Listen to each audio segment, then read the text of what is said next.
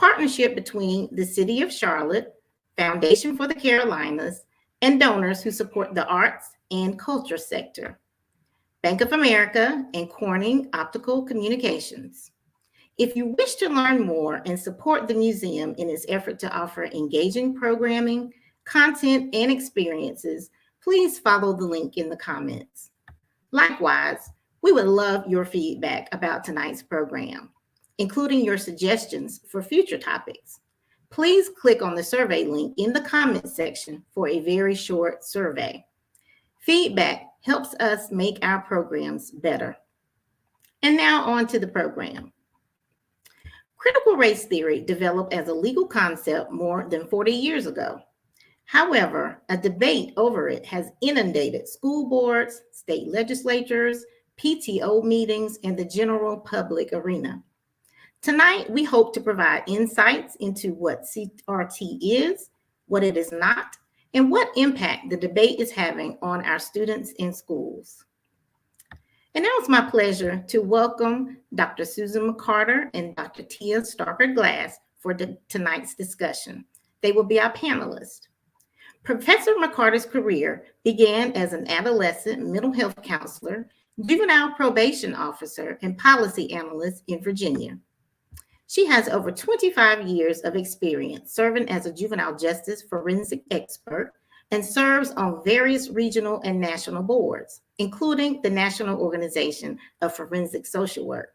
She teaches at UNC Charlotte, where she co-facilitates the UNC Charlotte Racial Equity Skill Building Caucus, leads multiple funded research studies examining the school-to-prison pipeline, juvenile diversion, and racial equity, and speaks and trains nationally on these topics. Dr. Tehia Starker Glass is the Cato College of Education Director of Diversity and Inclusion and an associate professor of elementary education and educational psychology in the Department of Reading in Elementary Education at the University of North Carolina at Charlotte. Her research and publications include preparing pre-service and in-service teachers, culturally responsive teaching, self-efficacy, anti-racism curriculum development, culturally responsive classroom management, and exploring how caregivers and teachers discuss race with children. She is also the co-founder and director of the Anti-Racism Graduate Certificate Program at UNC Charlotte. To learn more about our panelists and their work, please see the links in the comments section. Welcome, Dr. McCarter and Dr. Glass, and thank you for being here with us tonight for this important conversation. Now I'll turn it over to you for your presentation.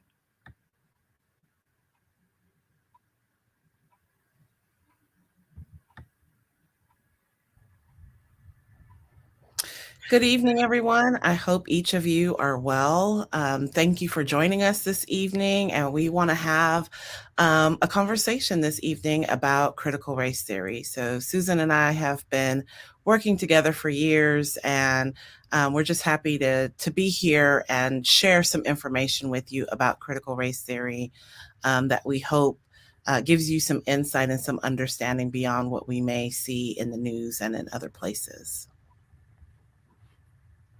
We go to the next slide, Susan. So for tonight, we'll spend some time talking about what critical race theory is and what it's not, discuss why critical race theory is such a hot topic, and then, of course, we'll give you some action steps.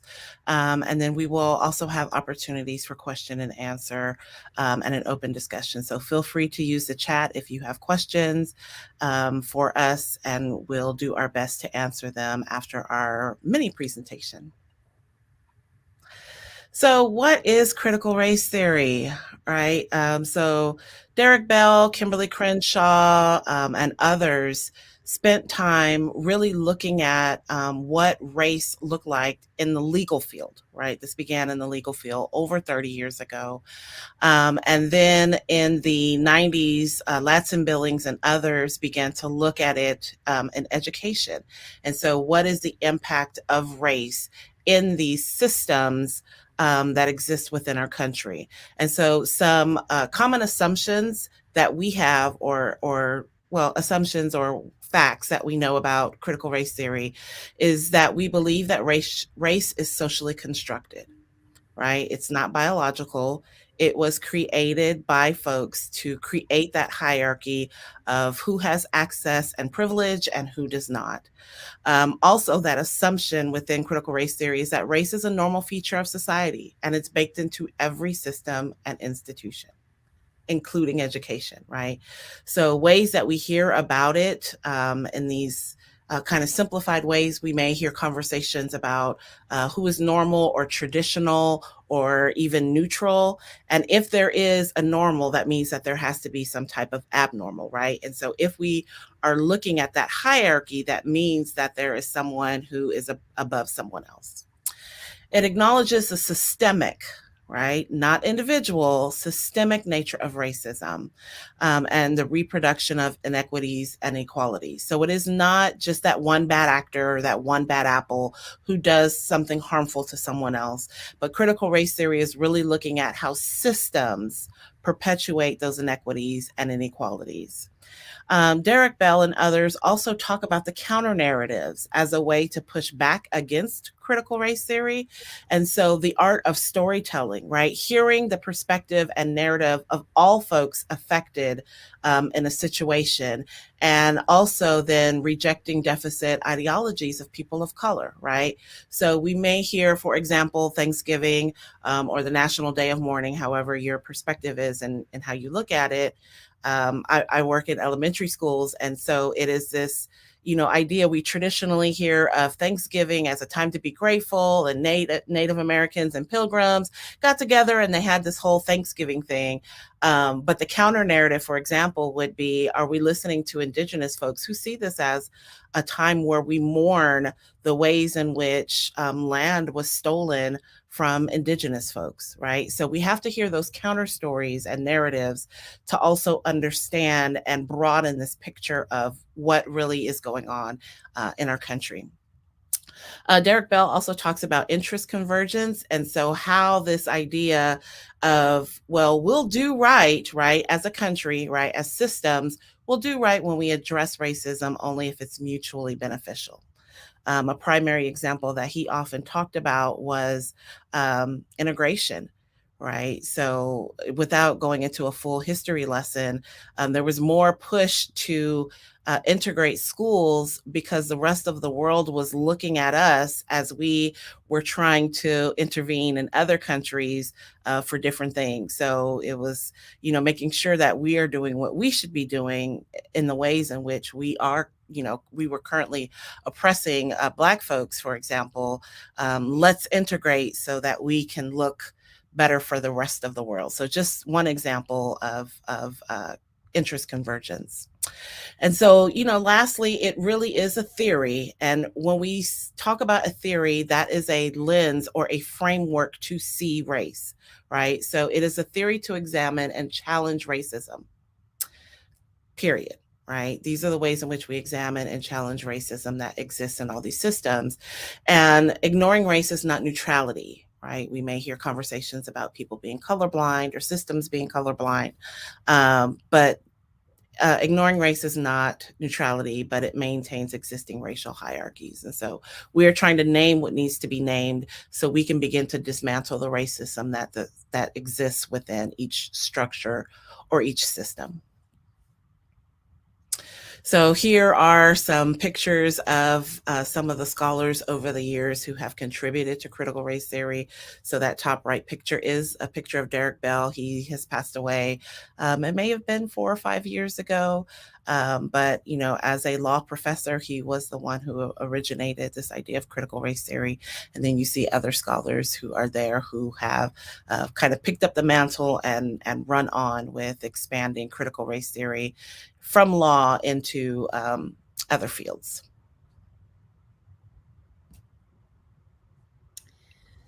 So before I jump into a counter narrative of what CRT is not, I just want to pause for a second, acknowledge the land here in Charlotte and the people who preceded us. The fact that Charlotte is located on colonized land traditionally belonging to the Catawba, Shirah, Sugaree, Wateree, and Waxhaw people. The Greater Charlotte region has also directly profited from the enslavement and forced labor of African people and their descendants. Dr. Glass and I will work to center Indigenous and Black voices and experiences while continuing to hold up and address the policies and practices that perpetuate oppression and a hierarchy of human value that she described. So thank you for being present with us. Thank you to Alex, to Karen, and to the Levine Museum of the New South. This is an important discussion, and we're so thankful that you're present with us tonight. What CRT has been described brilliantly by Dr. Glass. So let's just pause and glimpse into what folks might be selling us on as CRT. This is actually a tweet that was posted by the Texas Public Policy Foundation. It has since been deleted, but it was published in the Texas Tribune newspaper. And we think it really captures how folks are lumping CRT in with a whole lot of other material.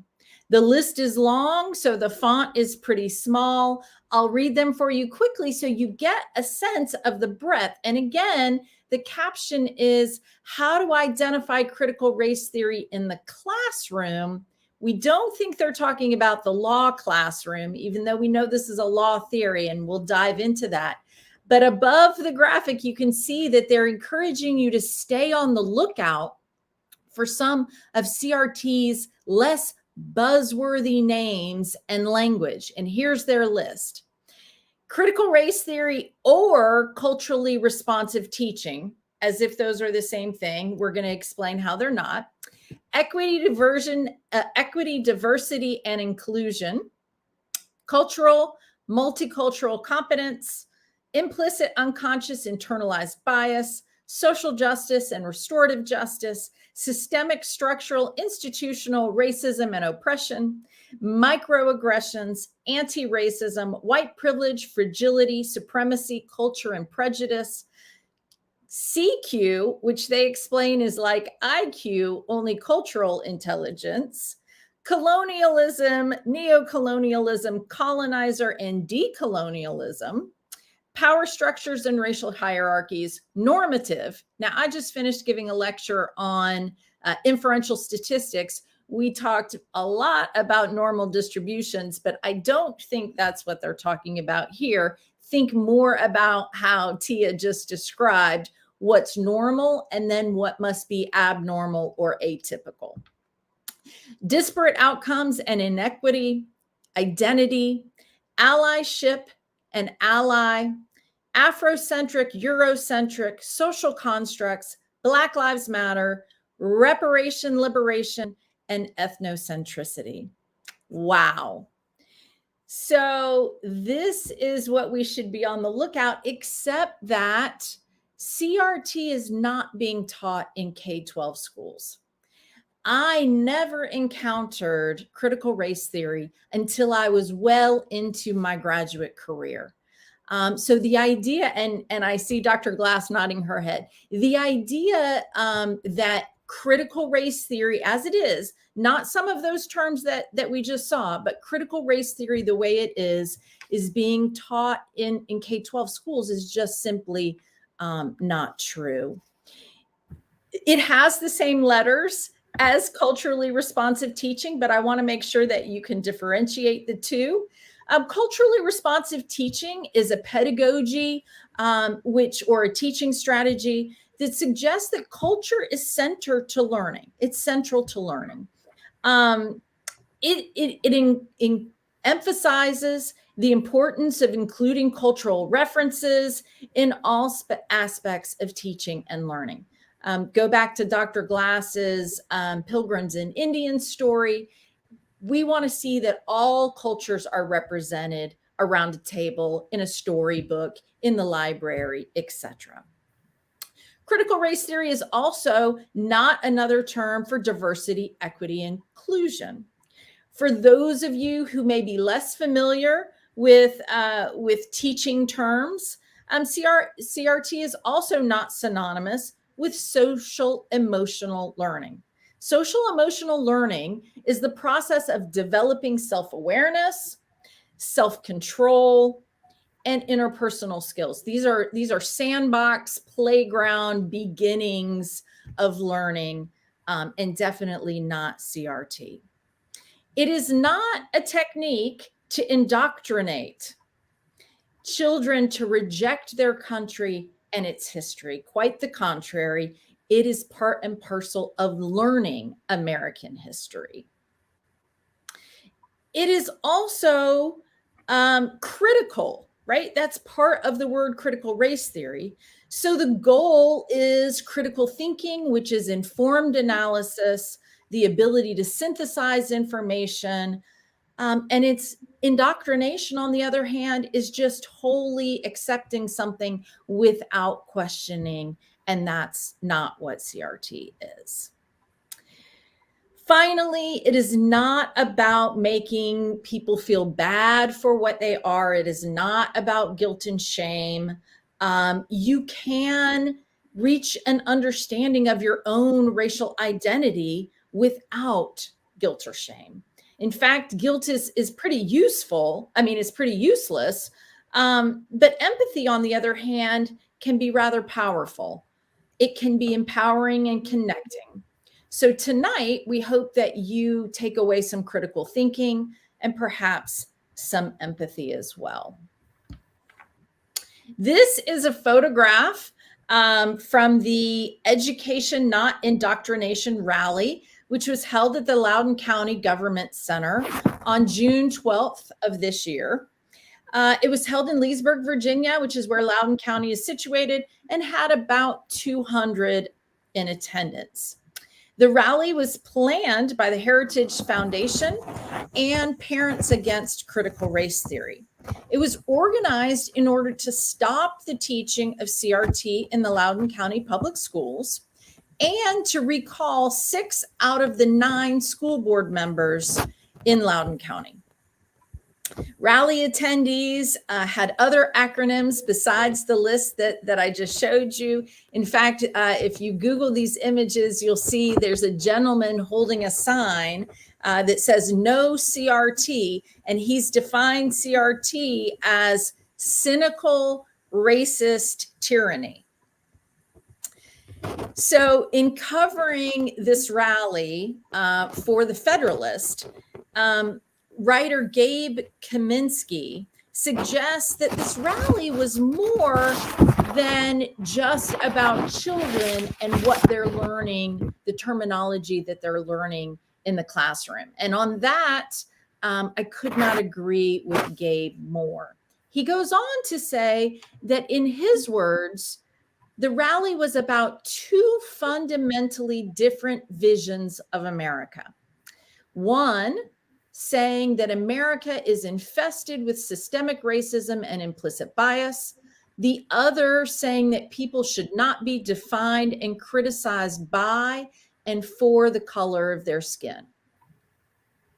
So let's unpack that for a second. Carol Anderson offers some brilliant insights in her award-winning nonfiction book called White Rage. Her ideas support the premise that after the recent commitments to racial equity and anti-racism, there has been backlash. Some Americans feel threatened. Many have responded to the notion that Black lives matter with the retort that all lives matter, and claims of reverse racism and an imagined loss of power. We've seen this across the country. We've seen it highlighted tonight in the states of Texas and in Virginia, and it is in North Carolina as well. This is an excerpt from a letter written by Tom Tillis in May of this year. First, he states at the top there that school curricula are best set with as little input from Washington bureaucrats as possible. On this, we agree. He continues, however, to suggest that he has significant concerns with how the Department of Education's recent effort to reorient the bipartisan American history and civics education programs have moved away from their intended purposes and towards a politicized and divisive agenda. He continues by saying these proposed changes include implementing new federal grant priority projects using the New York Times Magazine's 1619 project, and you see our term for tonight, critical race theory.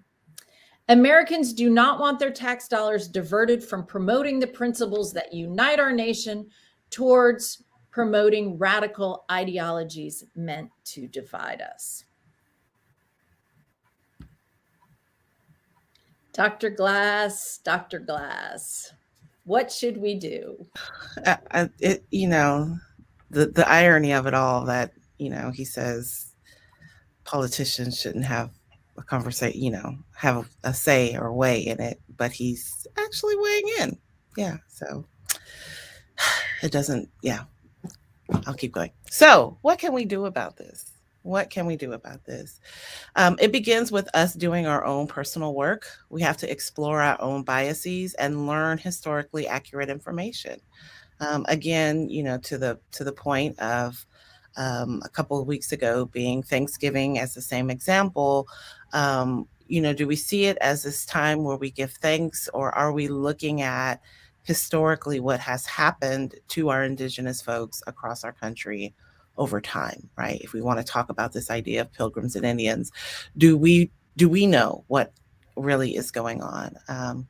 One of my favorite books is The Indigenous Peoples' History of the United States, and reading that and Lies My Teacher Told Me, those two books really just rocked my world in terms of hearing historically accurate information that includes multiple perspectives of that same point in time. And that is critical for us. So we have to do our work as adults. You probably had some of these conversations at the dinner table, but we also need to talk to our friends and family and supply them with accurate information. One of the first things I do when folks want to have a conversation with me about critical race theory is to ask them to define it. And those who are opposed often can't really define it. Like it's not correct in what their definition is. And that is where we begin to have a conversation where I kind of help them to understand, like, what you are taking issue with has nothing to do with what critical race theory is. So we have to talk to our friends and family. We know on social media there's going to be all of these divides and, arguments, and we see it happen on the news. And so the work of change begins with our own spheres of influence. So we have to talk with our friends and our family. I also recommend that you support your teachers. These teachers are concerned about all of the controversy around this topic. But they have a job to do, which is to educate young folks. And so this is our time. This is really our time to support our teachers. Email their administrators and brag on them, what a great job they're doing, how they are infusing history into their content, how they are bringing in those multiple perspectives and really helping children understand American history, which includes multiple races of people, but also send in books or send in money if you have other resources. Even in my children's own school, I made sure that I sent in books that were a little more historically accurate when it came time to have these conversations about Indigenous folks. I even just went in and read books and taught lessons for them because I have some of that content. So make sure we have to support our teachers because they are essentially on that front line. Along with that is that we have to support our administrators if we want them to support the teachers, right? So check in with admin, encourage them to continue to do the professional development and really support the teachers who are doing the work of giving a historically accurate perspective of education. Make sure that our administrators feel supported so that they can in turn support teachers.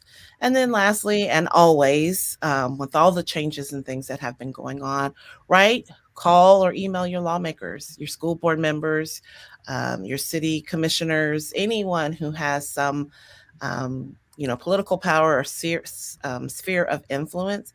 Make sure that you are letting them know that we want our children to have conversations about diversity and equity and historically accurate information to exist in their classrooms. This is their time for young folks to critically think about their world. And they see it. They're on social. They're listening to us as we're having conversations with other adults. They see it. And ultimately, we want to give our kids a skill set to be able to critically think, but then also to have a healthy racial identity. Susan, Dr. McCarter said earlier that guilt and shame have no place in the work of having conversations about diversity and equity.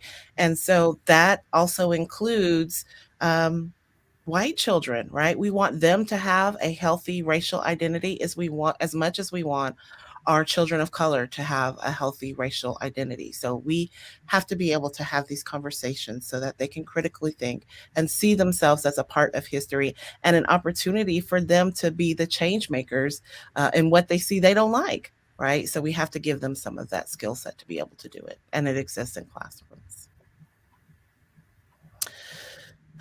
So y'all, we're in this for the long haul, right? We have seen this kind of whiplash of 2020 and the state-sanctioned murder of George Floyd, and everybody wanted to commit to all these equity things, and this is that whiplash that we're seeing these effects, and we've been here before. And unfortunately, we'll most likely be here again because of the slide that Dr. McCarter talked about. When folks feel like they are losing power, they're going to do what they need to do to hold on to whatever they feel that they can maintain. And so for us, it is an opportunity for us to push back. And we have to be informed of what is going on and to inform our teachers and administrators, school board leaders, even just folks in our own community. We have to, if nothing else, question those folks who are, the loud ones, right, in the room, but really aren't speaking accurately about what's going on.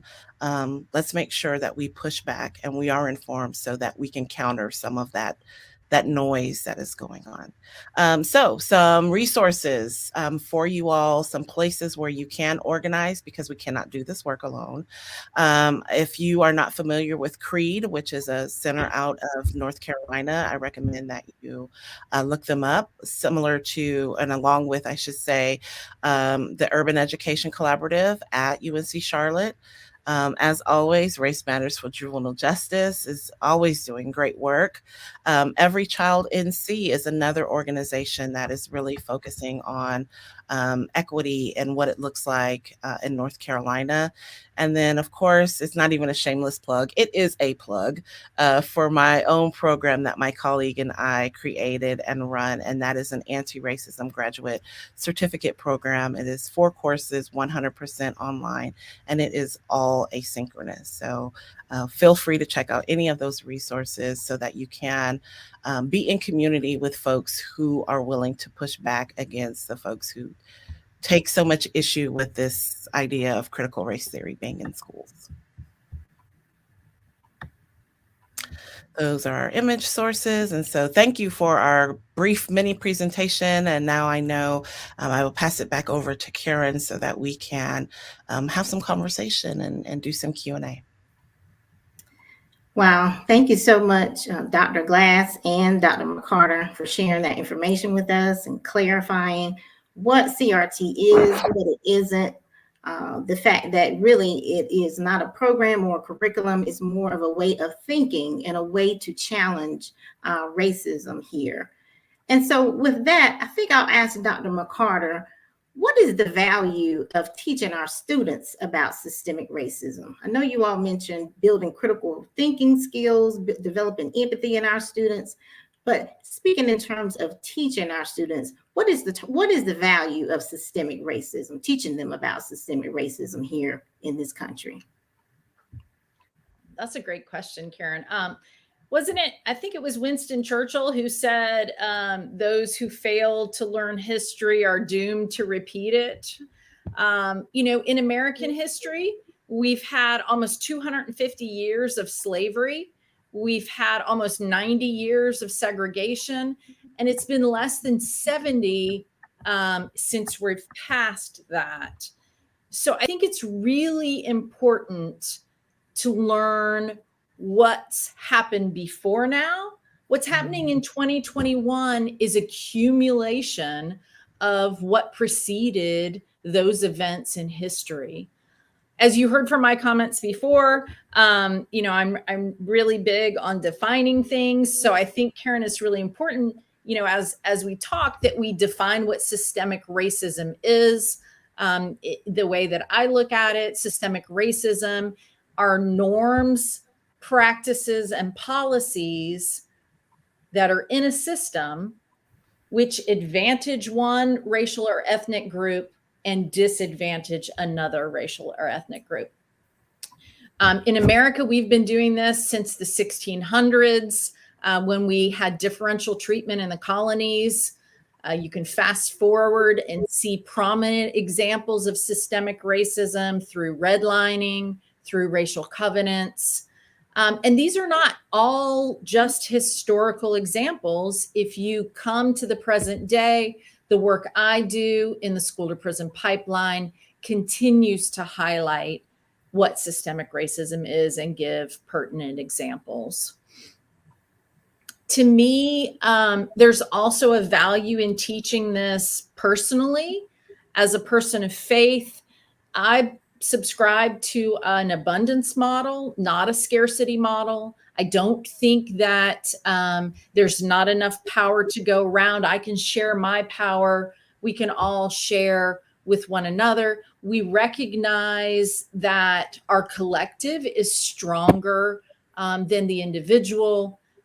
And we recognize that I can't be free until everyone is free. My freedom is connected to yours, Karen, and it's connected to yours, Tehia. So I think there's value in that. Those are the values that I consider for myself. And I think this is a question that folks have to answer for themselves. I hope that that's why folks are joining us tonight, to ask themselves, is it important for us to teach systemic racism? If so, why? And maybe that teaching of systemic racism begins with us, because maybe we need to do a little bit of learning on that front as well. Absolutely. Thank you, Dr. McCarter, because you're right. What happens to me affects you and vice versa. We all need to find that interconnectedness that we share and move forward together. So I appreciate that answer. And Dr. Glass, you mentioned during your portion of the presentation a lot about what our teachers are facing and how we need to support them now that the emergence of CRT has developed as a controversial topic in K-12 education. And so I'm going to dive right into a teacher question that we received from our very own educator advisory group that we have here at Levine, which is comprised of mostly 8th grade social studies teachers, but we also have a high school teacher who was formerly a middle school social studies teacher as well. And so I'm going to read her question. And she says, recently, I received an email from a parent that was very upsetting. She was making assumptions about a field trip that students were going to go on to visit a historical battle site. In it, she states, if it goes along with the rest of what our school teaches in social studies or history, I'm sure it will be mostly about slavery, white shaming students, or racism anyways. And so her question is, as educators, how can we help parents who have embraced this view of CRT to not feel threatened or defensive about their children learning the true history of America? Yeah, I think that question proves my point, that as adults in our own K-12 experience, we did not have, a good understanding of what race, racism, systemic racism, any of those things. We did not have a good schooling experience in learning that information. And then it just carries over to what their perception of is what is happening in schools current day. And so my first recommendation to that teacher is to help your parents be informed. Give them some literature, some websites, some information that they need to kind of build their capacity and level of understanding of what this field trip may be about. Invite them to come along. Right. I know we're still in a pandemic, and we know what our economic forecasts and hardships around employment right now are. But if they have the opportunity to come along on the field trip and see for themselves what is going on. But again, I'm going to go back and stand on my point that we want all kids to have a healthy racial identity. We're not here. I don't know a teacher on this planet who is trying to shame or guilt a student as they're talking about American history, right? Like this happened, centuries ago, years ago, decades ago. And so I don't know a teacher who is trying to intentionally shame a student. We're trying to see where we fit in our history and how we can critically understand it so that we can find our place in making it better. And so, if it's a newsletter that may need to go out, here are some websites, resources for you all to kind of build the scheme of what we're going to discuss as we go on this field trip. That would be my approach. But then also for teachers, as I say often when I'm training and supporting teachers, you've got to consider those folks who are just kind of determined to misunderstand and to hold on to misinformation. And for those folks, you may have to, potentially spend a little more time in trying to help them to understand, but then also decide where your line is so that you can maintain your peace, right? Because some folks just want to debate or argue just for the sake of debating and arguing. But for those folks who really do want to understand, help them, support them, give them some information so that they can make more sense of what that field trip is. Because when our kids come home from that field trip, we want to be able to continue the conversation and expand that knowledge. And the only way we can do that as adults, we need to know and have some information for us, for ourselves, so we can extend that conversation. Absolutely. Thank you, Dr. Glass. And sure. I'm sure that this teacher will appreciate that answer, because in essence, the teacher is almost having to educate the parent right along with the students. And so you're right. They do need our support. And so that's why this program and this discussion is so important for us tonight. And so we're going to move into another teacher question that we received from one of the teachers in our educator advisory group. And this question is going to go to Dr. McCarter. So this teacher says, critical race theory is a legal theory that was developed over 40 years ago. How has it transitioned from being a niche legal theory to a massive talking point in publication? In public school education? And I'm going to take that a step further and then add, who is benefiting from this debate and why now? So I love that. First of all, I love that the teacher very accurately and aptly describes CRT as a legal theory and recognizes that it's decades old. Karen, your question actually has appeared in the chat as well. So I know that folks want to understand, what's happening. Why is this a hot topic now? If it was kind of this old school thing that T and I didn't even hear about until graduate school, then why all the hullabaloo? So let's kind of peel back that onion a little bit. You guys are all very social media savvy. And so I'm sure that that Google tracks search terms that are entered over time. And so we know that the number of searches in Google for the term critical race theory have remained stable over the last 30 or so years. Only when Dr. Glass and I have a term paper that we have to write in graduate school are we Googling Derek Bell and Kimberly Crenshaw and everyone else. However, Google's trend for that term began to surge in September of 2020, following President Trump's mention of critical race theory in a presidential debate. We also see a similar surge after the coverage of critical race theory by Tucker Carlson in a segment for Fox News. So if you look at where that trends, and you want to dig deeper into that, Time Magazine did a piece this summer, and they really aptly titled the piece on CRT, "Simply the Latest Boogeyman." What they do in the Time Magazine piece is to detail the fight over what history lessons children are getting and what they're not. And you see this debate, if you will. I wish it were a debate, because that would mean that we're coming to it rationally and we're listening to one another and we're participating in an even exchange. And maybe tonight after this forum, we can do some more of that. Unfortunately, what we're seeing is that this is really along partisan lines. We're seeing that those tactics that we listed in Carol Anderson's White Rage piece, we're seeing those tactics including fear-mongering, including false dichotomies, including divisive language, confusing language. When you see that list from the Texas Policy Foundation,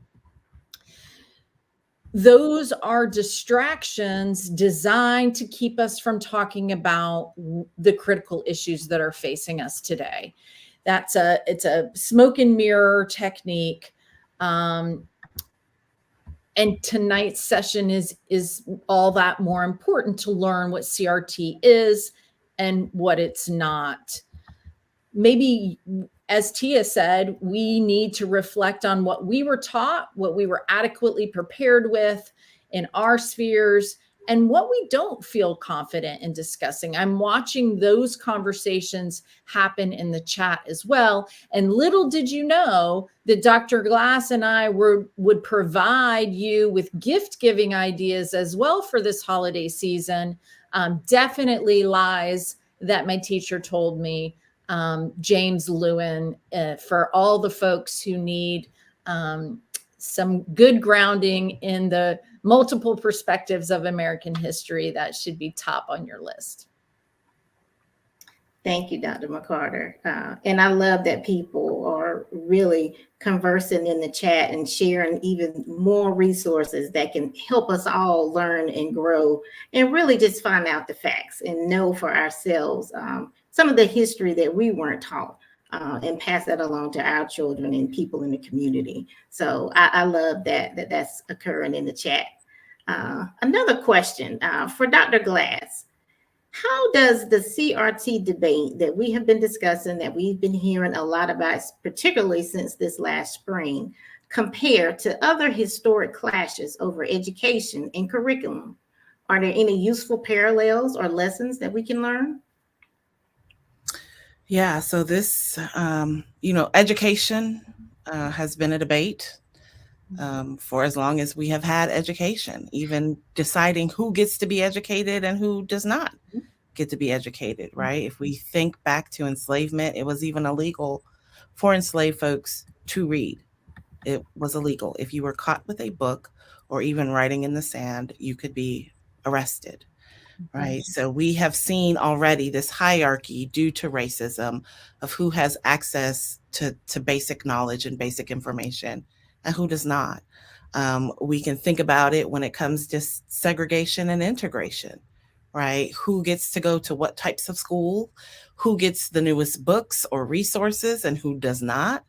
And then we can even think about it going into the 70s and 80s of this idea of multiculturalism, and, in the 80s and 90s, affirmative action, right? We've seen all of these ways in which it all ultimately boils down to power and knowledge hoarding, right? Who gets to maintain information, who gets to decide what information is valid and what is not.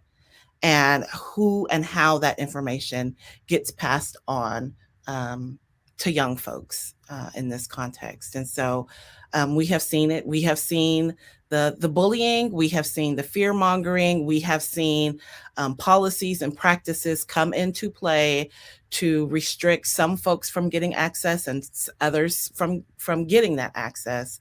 And so this is not new territory that we're in.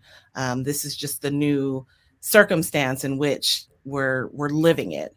And it just so happened to bubble up with critical race theory. But we've been here before. There are always, well, hopefully not always, but there, have consistently been folks who just want to power hoard or information hoard and decide within that hierarchy who gets information and who does not. Thank you for that, Dr. Glass, and really kind of level setting us all to let us know, hey, we've been here before. In a way, this too shall pass, but we have to be armed and equipped with knowledge and facts so that we can do our part to make sure that accurate information is being really disseminated to our friends, neighbors, co-workers, so that we can have a healthy debate around this topic that can hopefully end in us having the knowledge that we need to form our own opinion, but also make sure that it's factual. And so Absolutely. Thank you for that. Mm-hmm. And can I add to, like, throughout history, there have always been folks who will oppose, right? Mm-hmm. The activists, the abolitionists, there have always been folks who have decided we're going to organize and we're going to push back, right? And that is the way in which we end up being successful. It is not one person trying to do it all, but it has been, just regular folks, working folks who have organized and found ways to pull their resources, their human capital, their social capital together to push back against it so that more folks have access to power or information or language. Thank you for that. Absolutely. And so next, I see that we have a question from a student, and I think it's really important to put this out there because our students are curious as well. They're hearing what we're hearing in the news, their friends or family members may be talking about it. So here we have a question from a student at East Meck, and she asked, why is critical race theory a topic only taught in some areas, and why is there not more awareness about it? And so this question can be for either one of you or both of you can answer it.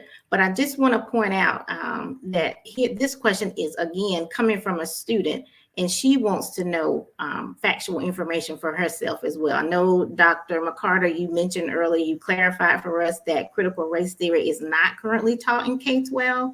But again, she needs to understand and get an understanding for herself so she can go back and clarify and further explain to those who may feel the same way as she does, her peers. And so either one of you can answer that question. We usually do best with a tag team, so I'll take a piece of it, and I'm sure Dr. Glass will take a piece of it. I totally hear and feel this student's question, and I want to know the answer as well. This goes back to what we were saying in how come we didn't learn. Now, not critical race theory. I can tell you I was not prepared to learn or understand critical race theory in K-12 education.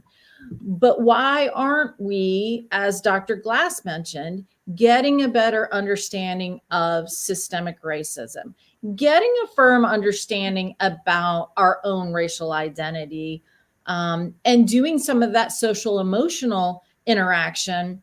How can I understand your culture, your perspective, your family's traditions and situation vis-a-vis my family, my culture, my experiences? So I wish that I had been educated and informed, and that it wouldn't be something that I'm still now in my 50s having to learn the terminology and figuring out how to navigate those conversations. I would be much more equipped to do that had I been prepared in my K-12 education, and so on and so on. Dr. Glass, your thoughts, my friend?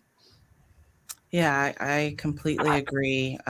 It begins with us as adults because we can only teach what we know, right? And so if we were undereducated about any of these topics, then we're only going to be able to teach from the content or the skill set that we have and we know.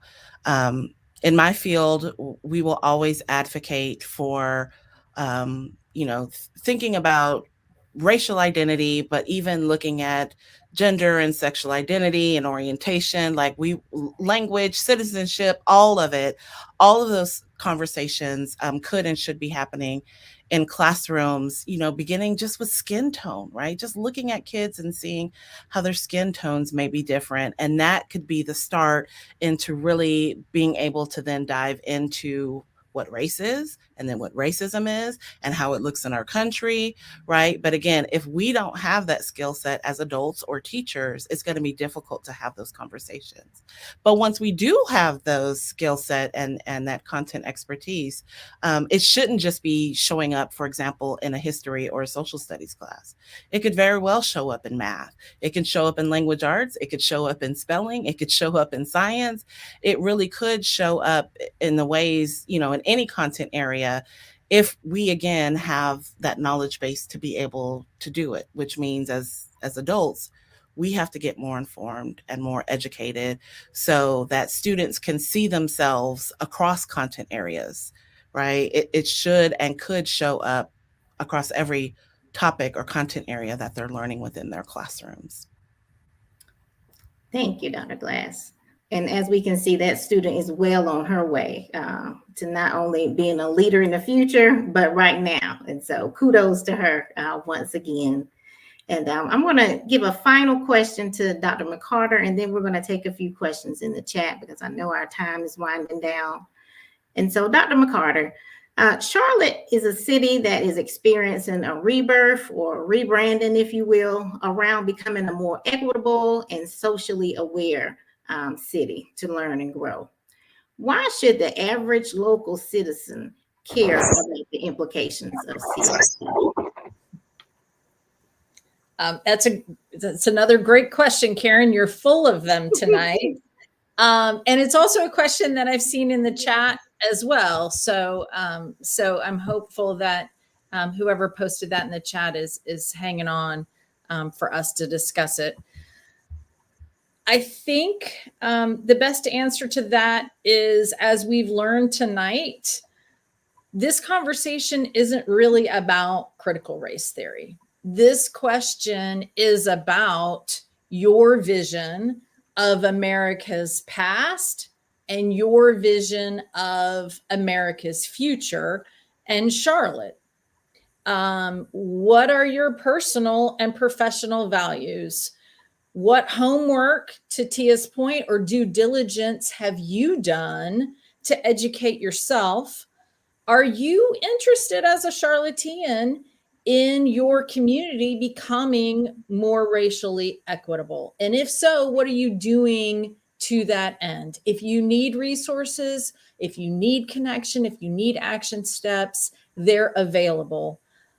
There's a lot of work to be done to make Charlotte racially equitable. And a lot of that work is going to require people that look like me. So that's my challenge. That's my answer and my challenge to folks participating in the call. Thank you, Dr. McCarter. I would love to just add, I would be remiss if I did not mention, as we think about educating adults, right, so that we can help our young folks. I have definitely got to mention Brownicity as an organization who is also local to the area. They are doing some wonderful work in supporting and helping adults to have their own racial identity and awareness, understanding, so that they can then help children. So just wanted to mention one more organization that definitely needs to be mentioned. Thank you, Dr. Glass, for sharing that. Another great resource. So everyone, I hope you're taking notes like I am. So we're going to move to a question from the audience. This question says, could you discuss What actual legislation against teaching CRT in North Carolina schools has been enacted, or is the legislative pipeline and the enforcement of such legislation? So this question is for either Dr. Glass or Dr. McCarter. This caused me heart palpitations this summer. So I want to just start off, and I know we don't have a whole lot of time, but this legislation started off with a couple of larger political organizations who kind of just crafted one legislative bill, and then they disseminated it to their constituents across the country. So if you really took a look at a lot of the legislative bills that are, anti-critical race theory across the country, you'll see that they are almost the same. And it was because a couple of large political organizations created this legislation, and then folks in different states just literally just copy and pasted. Copy and pasted those bills, and they, made it to the floor for debate. So what we know right now, in North Carolina, it was House Bill 324 was the anti-critical race theory bill. It was vetoed at the governor's desk. And so I know that it was essentially, it was stopped there. There's another bill, though, that also causes concern. It is not directly tied to critical race theory, and that was House Bill 755, which was going to require teachers to submit or to post every resource, every book, every website, anything that they are using to teach. That was going to have to be posted publicly for public critique.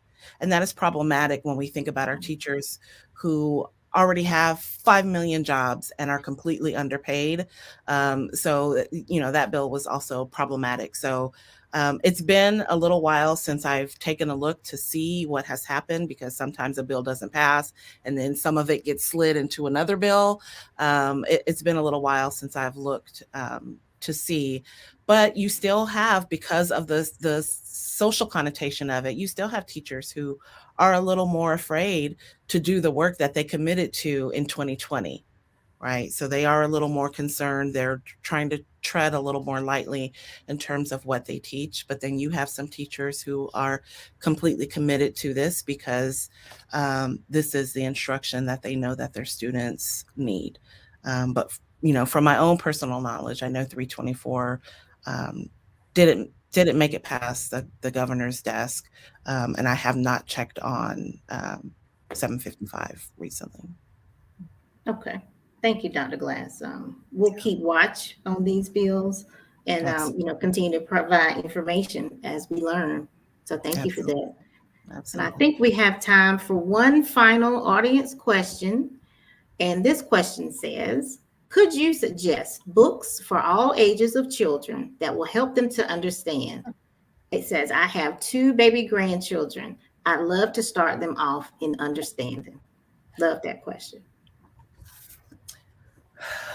So I have young people as well. My sons are 5 and 7. So this is my life's work, right? To make sure that they have themselves a healthy racial identity. I could go on for days, but I know we don't have a whole lot of time. So starting with young kids, All the Colors We Are, I know it's a little blurred out. All the Colors We Are is an awesome book that really just helps young folks understand their own skin tone and why some have melanin and some have less melanin. It's a wonderful book. I also recommend Jason Reynolds and Ibram Kendi Stamped. There is a young people's edition of it. So there's even a younger folks edition of this book that I, just read page by page to my kindergartner and my first grader. Lots of authors now are coming out with young people's editions of books. So Howard Zinn's A People's History of the United States is a wonderful book. Howard Zinn's A People's History of the United States. There's a young people's version of that. Indigenous People's History of the United States. There is a young people's version of that one.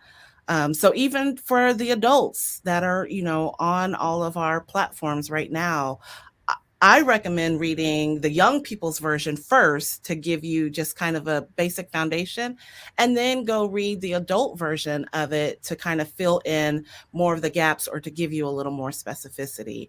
One website that I absolutely love is Lee and Low, Lee and LOW.com. They are a book publishing company that is owned by people of color. And all of the books that they write or their authors are people of color as well. I mention that one for teachers all the time because their books are already leveled. So, thinking about young people's reading levels, they're already structured in that way on the website. So it's really teacher friendly. But ultimately, there are so many books that are out there now that weren't there even 10 years ago, 5 years ago, that there are lots of books out there to really help both our young people and our more seasoned people to build that healthy racial identity that we need so that we can kind of reduce all of these conversations and see our common humanity in one another. Well, I couldn't agree more. And very well said. Common humanity. I think that's a great point for us to end on tonight because we all in this together. And so I just want to give a huge thank you to Dr. Glass and Dr. McCarter for joining us tonight and really providing us with some great insight and understanding about critical race theory. I have taken a ton of notes. I'm sure you have as well. And we need to review them, y'all, before we go back and try to have conversations with our friends and family, because we want to make sure we get it right. But thank you so much for some tangible information and resources that we can all use to help us learn and grow and be able to have these conversations in the community. I really appreciate it. And also huge thanks to our audience for joining us tonight and being so engaged. And again, really kudos to Dr. McCarter and Dr. Glass again, because really we didn't have a lot of other questions that in the chat from the audience that were not answered during your fantastic presentation. And so we really appreciate all you all put into this and really sharing your time and talent and expertise. And to our studio audience, again, thank you. Stay tuned to what Levine has in store. Please feel free to go ahead and fill out the survey in the chat if you like to learn about other topics, or even if you like to learn more about this topic. We will definitely read them and be responsive to what you all want to learn. And so again, I want to say thank you to everyone for joining us tonight. Please continue to follow Levine Museum of the New South on Facebook, Twitter, or Instagram. And so we ask that you will do that and follow us. We'll continue to have programming and just stay tuned. We appreciate each and every one of you, and we'll see you next time for our next What's It Going to Take? Good night, everyone.